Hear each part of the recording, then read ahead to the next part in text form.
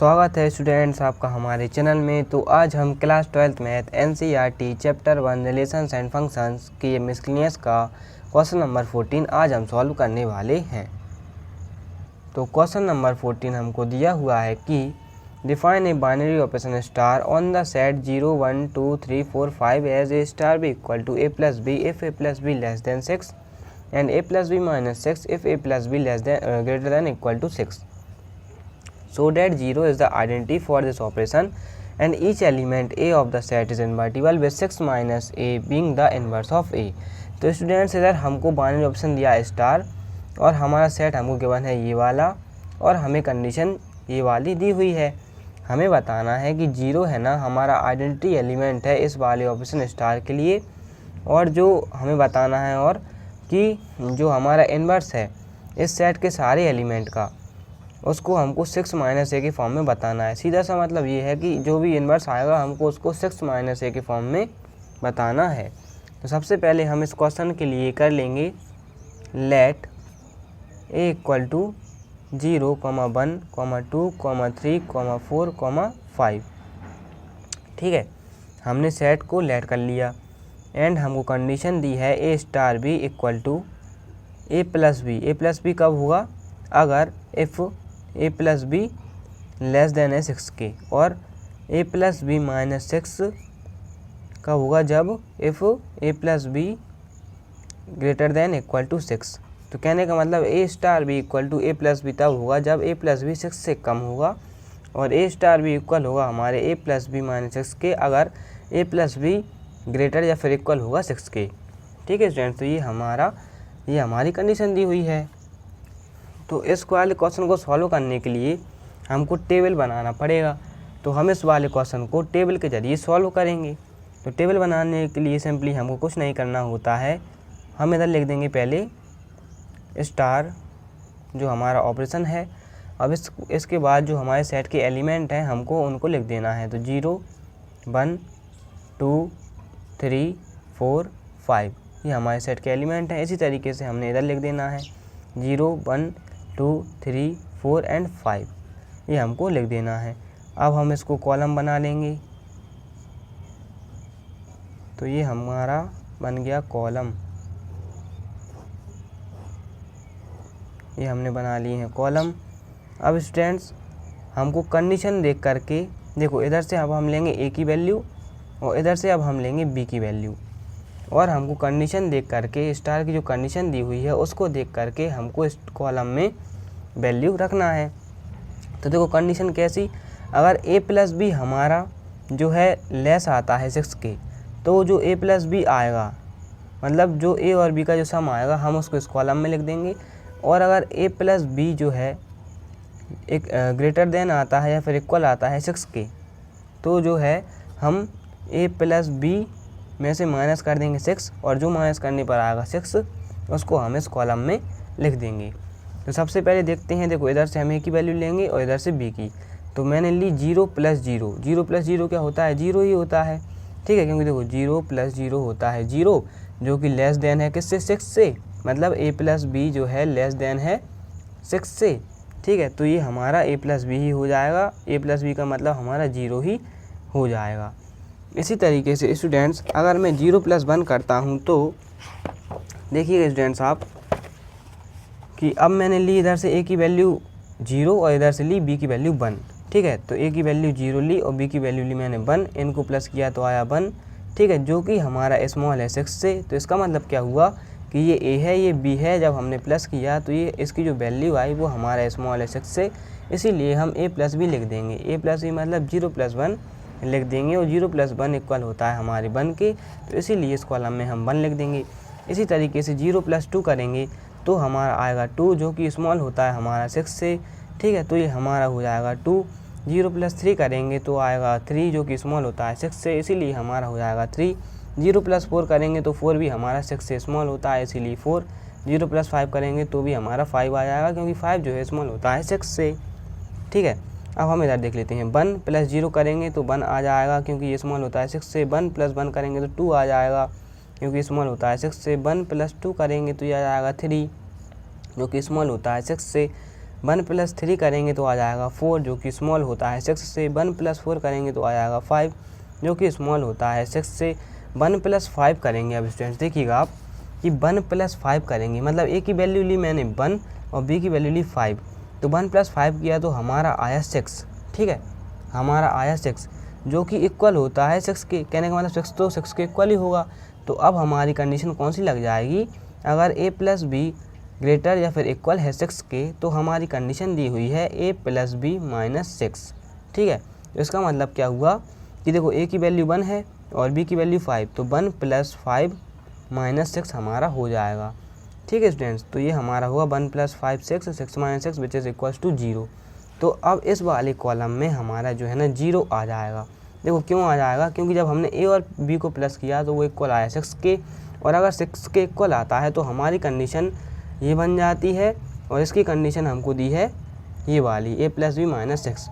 तो a + b हम करेंगे, उसमें से माइनस कर देंगे 6 को, तो जो भी हमारा आंसर आएगा वो इस कॉलम में लिखा हो जाएगा। ठीक है, अब इसमें 2 + 0 करेंगे तो 2 आएगा।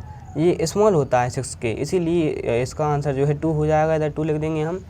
ठीक है, 2 + 1 3 होता है, ये स्मॉल होता है 6 के, इसलिए 3 लिख दिया। 2 + 2 4 होता है, 2 + 3 5 होता है, जो कि ये दोनों भी स्मॉल है 6 के, इसलिए हमने इधर 4 और 5 ही लिख दिए। 2 + 4, अब 2 + 4 देखेंगे तो देखो 2 + 4 जो होता है, 2 + 4 अगर हम करते हैं तो वो आता है 6 के इक्वल, और अगर 6 के इक्वल है तो हमारी कंडीशन गिवन है कि a + b - 6, मतलब 2 + 4 - 6। ठीक है, तो ये हमारा आएगा 6 - 6 विच इज़ इक्वल्स टू 0। ठीक है, तो ये हमारा आ जाएगा 0। 2 + 5 करेंगे 7, 7 जो है ग्रेटर है इक्वल से 2 + 5 आएगा 7 जो कि ग्रेटर है 6 से, और हमारी कंडीशन है अगर a + b ग्रेटर या फिर इक्वल है 6 से तो a + b - 6 हमको करना है। तो इसका मतलब क्या हुआ कि 2 + 5 - 6 करना है, तो इसका मतलब हुआ कि 7 - 6 हमारा हो जाएगा, और ये हमारा इक्वल आएगा 1 के। ठीक है, तो ये हमारा होगा 1। ठीक है, तो 3 + 0 3 आ जाएगा, इधर 3 + 1 4 आ जाएगा, 3 + 2 5 आ जाएगा, 3 + 3 6 आएगा, 6 में 6 को माइनस करेंगे तो 0 आएगा। 3 + 4 7 आएगा, 7 में 6 को माइनस करेंगे तो 1 आएगा। 3 + 5 करेंगे तो 8 आएगा, 8 में से 6 को माइनस करेंगे तो 2 आएगा। 4 + 0 करेंगे तो 4 आएगा, तो इधर 4 ही हो जाएगा। 4 + 1 करेंगे तो 5 आएगा। 4 + 2 करेंगे 6 आएगा, 6 में 6 को माइनस करेंगे तो 0 आ जाएगा। 4 + 3 करेंगे 7 आएगा, 7 में से 6 को माइनस करेंगे तो 1 आ जाएगा। 4 + 4 करेंगे 8 आ जाएगा, 8 में 6 को माइनस करेंगे तो 2 आ जाएगा। 4 + 5 करेंगे 9 आ जाएगा, 9 में से 6 को माइनस करेंगे 3 आ जाएगा। 5 + 0 तो इधर 5 ही होगा। 5 + 1 6, 6 में 6 गए 0। 5 + 2 7, 7 में 6 गए 1। 5 + 3 8, 8 में 6 को माइनस करेंगे तो हमारा आएगा 2। 5 + 4 9, 9 में 6 को माइनस करेंगे तो हमारा आएगा 3। 5 + 5 10, 10 में से हम 6 को माइनस करेंगे तो हमारा आएगा 4। इसी तरीके से ये हमारी अब टेबल तैयार हो गई है। तो स्टूडेंट्स आप देखिएगा कि इस टेबल में जो है हमारी जो पहली रो है उस जैसे एलिमेंट हमको किस वाली रो में दिखाई दे रहे हैं, हमको ये देखना है। कहने का मतलब 0 1 2 3 4 5 सेम टू सेम एलिमेंट हमको किस रो में दिखाई दे रहे हैं ये देखना है। तो 0 1 2 3 4 5 हमको सेकंड रो में दिखाई दे रहे हैं, तो 0 1 2 3 4 5 ये हमको इधर मिल गए हैं। तो इधर भी 0 1 2 3 4 5 है, इधर भी 0 1 2 3 4 5 है। तो जिस रो में हमको मिले हैं उसके सामने का जो एलिमेंट है, कहने का मतलब उसके सामने की जो एक ही वैल्यू है, इधर ए की वैल्यू क्या है 0, तो उसके सामने की जो ए की वैल्यू है वही हमारी आइडेंटिटी एलिमेंट होगी। तो देखो ये वाली रो हमको आइडेंटिकल मिली है इस वाली रो के, तो इसीलिए इस वाली रो के सामने जो ए की वैल्यू है, कहने का मतलब जो 0 है, वो हमारी आइडेंटिटी होगी इस वाले ऑपरेशन की। ठीक है स्टूडेंट्स, तो इधर हम लिख देंगे कि clearly from above table row 1 and row 2 are identical,